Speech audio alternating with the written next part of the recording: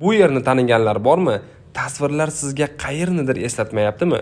Shu yerdan korobka holatidagi kvartira olishga nima deysiz? Ko'rib turgan binoyingizning 3-qavatida bitta shunaqasi sotilar ekan. Barcha montaj ishlari yakunlangan, devorlari suvalgan, pollari stяжка bo'lgan. Xonalar foydalanish hisobini olib ajratib qo'yilibdi.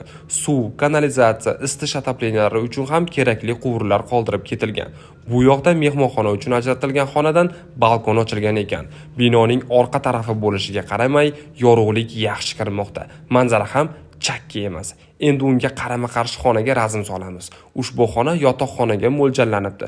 Buni qarangki, bu joydan ham tashqi balkon ochilgan ekan. Endi u yog'ini o'zingizga moslab olaverasiz. Muhimi, svet, suv va gazdan muammo bo'lmaydi deyishdi. Narxini esa 1 kvadrat metriga $400 so'rashmoqda. Ekrandagi raqamlar ayni shu uyning egalariga tegishli. Taklif bo'yicha o'zlariga bog'lanaverasiz. Manzil Qirguli mavzesi Shirotkada, Didor to'yxonasi yonida. Videoni kvartira izlab yurgan yaqinlaringizga yuborib qo'ying.